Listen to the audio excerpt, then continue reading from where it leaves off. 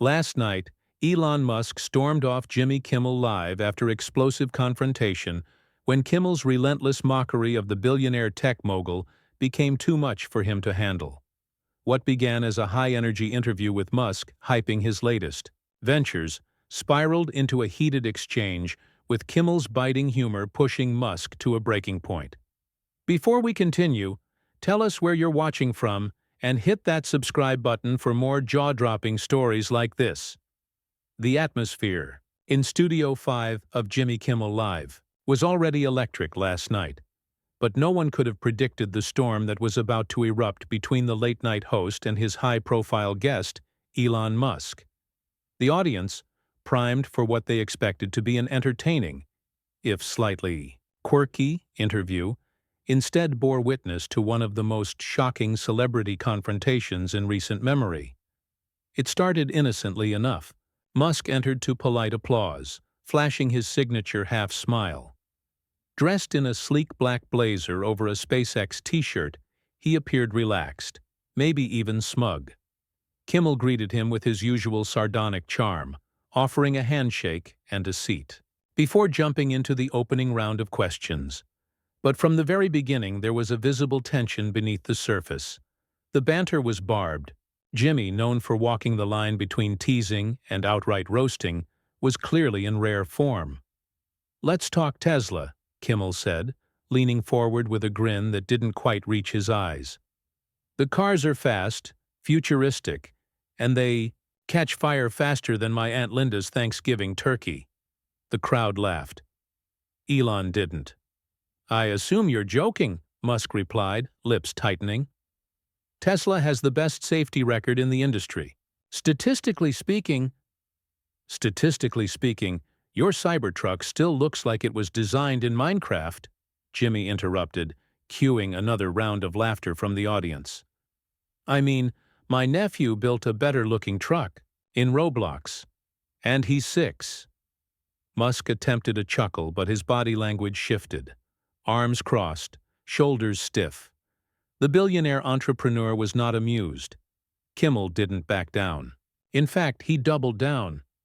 "You've got rockets that land themselves, cars that drive themselves, though they occasionally crash themselves too, let's not forget that.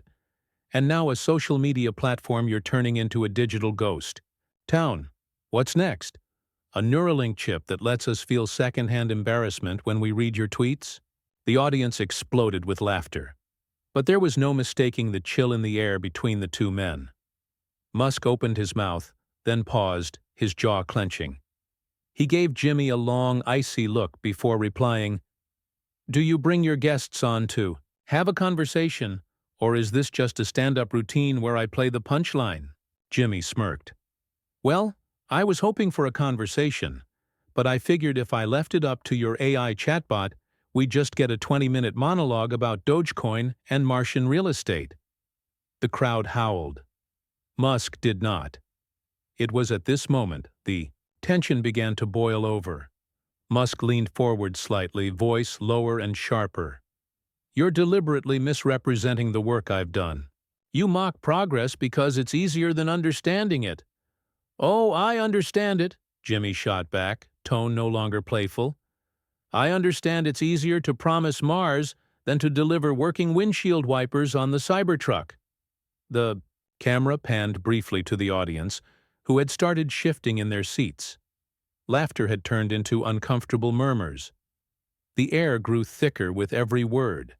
Musk was visibly seething. "You like to pretend you're some kind of everyman, speaking truth to power," Musk snapped. "But what you really are is a court jester for ratings." Jimmy raised an eyebrow. "You know what they say, Elon. If the jester is making more sense than the king, maybe the kingdom's in trouble." The insult hung in the air like smoke. The crowd oohed. Musk sat back, his face a picture of barely restrained fury. He looked over to the side stage, then back to Jimmy. "Let's not pretend your show is relevant," Musk said, his voice rising. "You're a dying format on a dying medium. No one under 30 even watches this trash." Jimmy smiled. But there was a flicker of something darker in his eyes now. Well, apparently one billionaire with a fragile ego still watches, he said coolly. Then came the moment that changed everything. Kimmel reached behind his desk and pulled out a printed chart of Tesla's stock price, freshly annotated. Funny thing, Jimmy said, holding it up to the camera. Since the show started tonight, your stock dropped 4%. That's about what? A couple $1 billion evaporating while you sit here pretending not to care? Musk stared at the paper. The studio fell into a stunned silence. Say what you will about jokes, Kimmel added, voice sharp. But this one seems to be hitting the market harder than your self-driving beta. Something inside Elon snapped. He stood abruptly, ripping the mic from his lapel and throwing it on the desk with a loud thud. The audience gasped. He turned to the camera, lips tight, eyes blazing. "I'm done with this circus," he said coldly. "I came here in good faith, but this is just petty, juvenile crap, disguised as comedy. Don't let the hyperloop door hit you on the way out," Jimmy quipped, not missing a beat. Musk didn't look back. He stormed off the stage as the crowd erupted into a chaotic mix of cheers, boos, and stunned gasps. Producers rushed in. A confused band half-heartedly played an improvised outro. Kimmel, unfazed, leaned back in his chair, casually adjusting his suit. And just like that, the most dramatic interview in Jimmy Kimmel Live history had just detonated. On national television. The cameras continued rolling as Elon Musk vanished behind the thick velvet curtain of the stage exit, his figure swallowed by shadow and backstage confusion.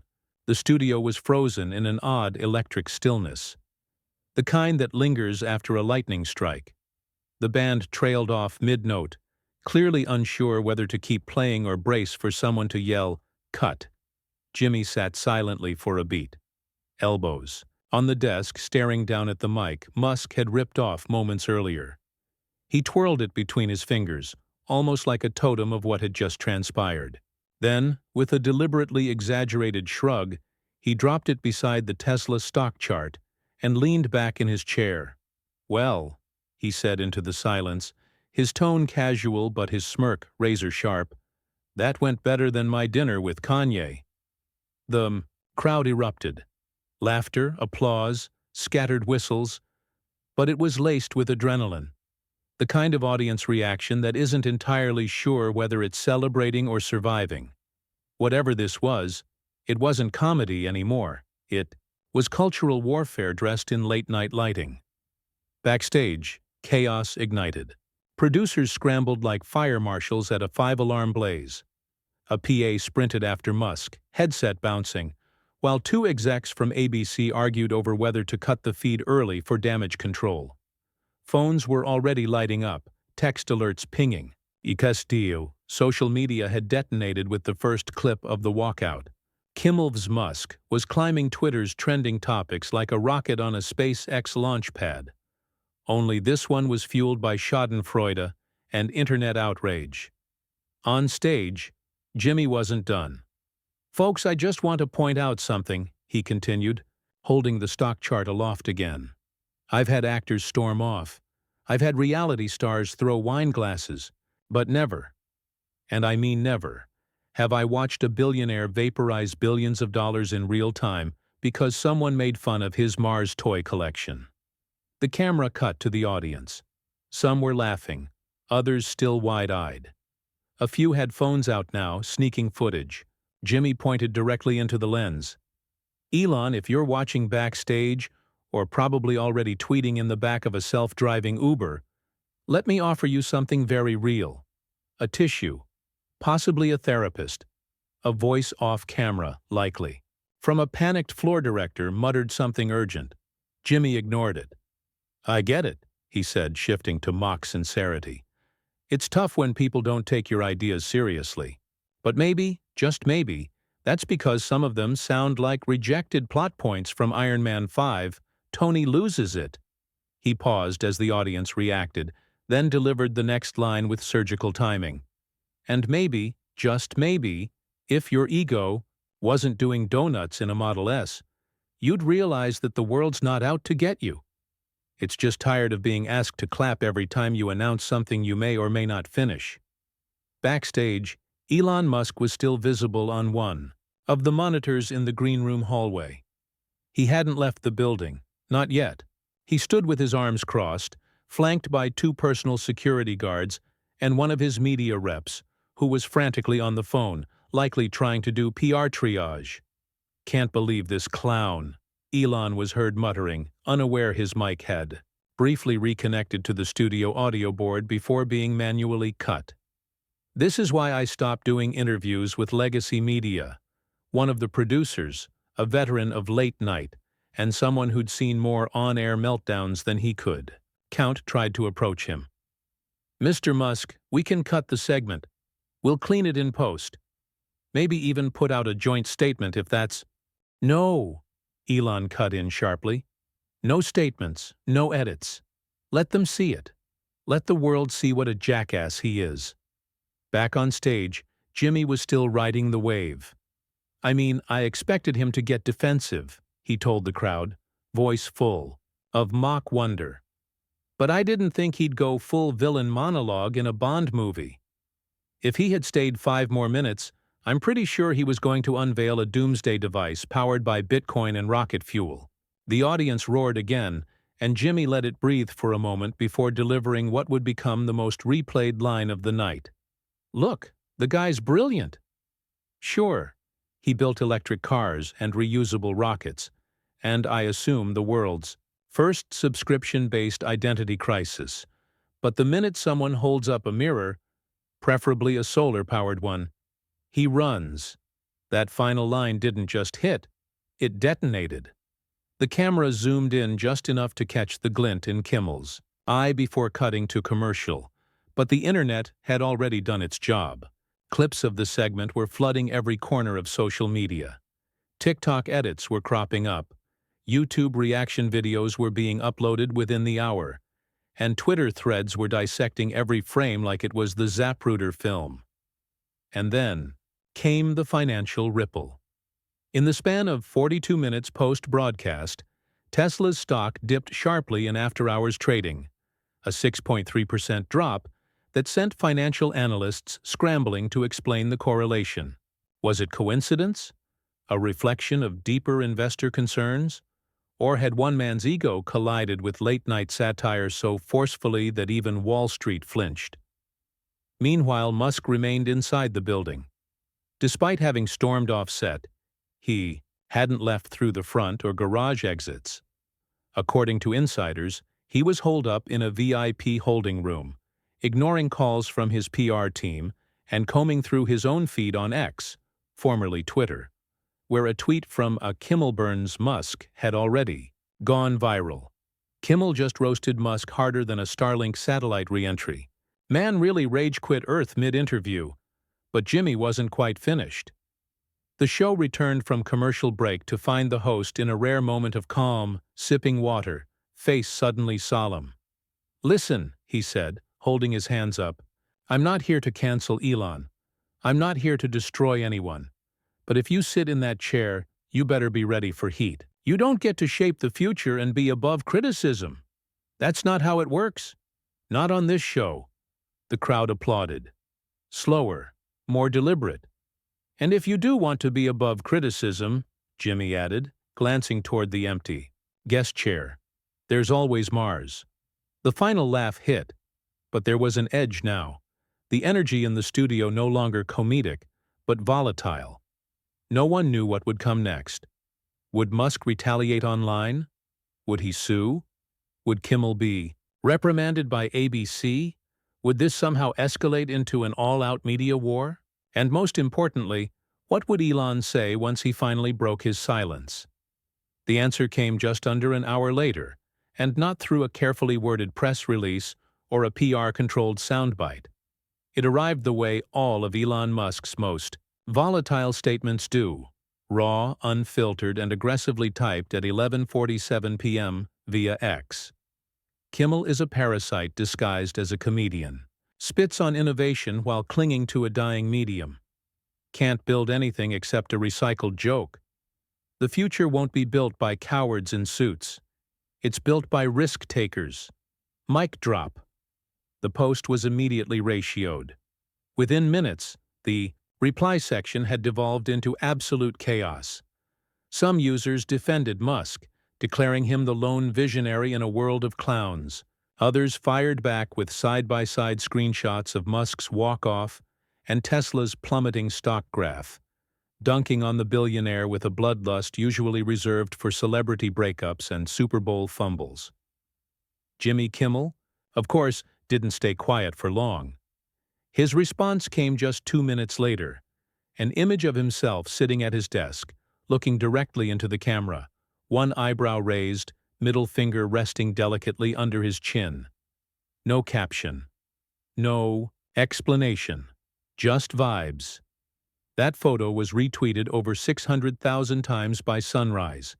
In the hours that followed, the entire media landscape erupted into frenzy. Morning shows across networks broke format to replay the clip, each one adding their own carefully balanced commentary. The incident wasn't just trending, it was dominating the national conversation. CNN ran a segment called Comedy versus Capitalism: Who Won the Battle of the Ego? While Fox News aired a 5-person panel titled Kimmel's Late Night Ambush: Is There a War on Billionaires? By noon the next day, Tesla's stock had rebounded slightly, but the incident remained a hot potato in the world of finance. Musk's companies weren't just tech ventures anymore. They were reflections of his persona. And last night that persona had taken a direct hit. Elon's team went into damage control mode. A revised tweet followed, this time clearly written by someone other than Musk. Last night was unfortunate. Emotions got the better of me. I respect spirited dialogue and humor, even when pointed at me. But I believe in constructive conversations, not mockery. I'll continue working toward a better future. But the internet wasn't in a forgiving mood. It wasn't just about the mic drop. It was about the unraveling. Viewers had witnessed something rare. Not a billionaire making a bold stand, but a billionaire cracking under pressure in real time. Later that evening, Jimmy opened his show addressing the elephant in the room. "Before we get into tonight's monologue," he said, standing instead of sitting, "let me say something real. Last night was not business as usual. Elon Musk walked off this stage because he didn't like the jokes. That's his right. He's allowed to be angry." He paused, the studio silent. "But this show, this chair, isn't just for plugging projects and smiling at the camera. It's where we talk, we poke fun, we get real. And if the richest man on earth can't handle a couple of jokes, what does that say about the world he's trying to build?" Thunderous applause followed. There were no jokes this time, just a man drawing a line. The episode's tone was more grounded than usual. No over-the-top skits, no stunt guests. Just Kimmel, stripped of sarcasm, talking directly to the people. He wasn't gloating. He was drawing blood, sure, but with clarity and purpose. The final jab, however, came at the end of the night, disguised as a simple gesture. Kimmel held up the same Tesla stock chart from the previous episode, now framed. "Hey, Elon," he said, holding it to the camera. "I had this mounted. Thought I'd auction it off and donate the money to independent journalists. You know, the kind who don't get banned on X." He winked. The crowd erupted. And just like that, Jimmy didn't just win the segment. He owned the narrative. The fallout continued for days. Musk's tweet storm spiraled, leading to more defensive posts, conspiracy theories, and vague threats about building his own talk show platform where creators can thrive without mockery. The suggestion was met with laughter across the board. Tesla held a last-minute shareholder call the following week, where concerns about brand volatility were brought up multiple times. Investors weren't panicked, but they were rattled. Elon's unpredictable online behavior, once a quirky marketing asset, now seemed like a ticking liability. But Musk wasn't the only one under the microscope. ABC executives, initially nervous, were flooded with messages, some calling for Kimmel's apology, others praising him for standing up to power. The ratings spoke for themselves. That night's episode became the most watched Jimmy Kimmel Live in over a decade. YouTube uploads from the Confrontation surpassed 70 million views in less than 48 hours. Sponsors leaned in. Streaming platforms scrambled to license the clip. And late night, once dismissed as a dying genre, had found itself catapulted back into the zeitgeist. All because one host dared to stand toe-to-toe with a billionaire and refused to flinch. By the end of the week, Elon had moved on. Sort of. He returned to Twitter, still refusing to call it X publicly, resumed his usual rhythm of cryptic memes, space updates, and AI provocations. But the dent in his armor remained. For the first time in a long while, the myth had cracked. The man who dreamt of Mars had been brought back to Earth. Not by regulators or lawsuits, but by a comedian with a desk and a sharp tongue. And Jimmy? He didn't gloat. Not really. But on Friday night's episode, as he wrapped up the show, he couldn't help himself. "One last thing," he said casually, just as the credits rolled. "Next week's guest, Bill Gates. Let's see if he can handle a joke." He gave the camera a wink. Cue the music. Fade to black. And that was how late-night comedy did what few had managed. Not only challenge Elon Musk, but shake the empire he'd built, if only for a moment. It wasn't just TV. It was a cultural shift. The people had watched. They'd laughed. They'd chosen their side. And when the dust settled, the punchline belonged to Jimmy Kimmel.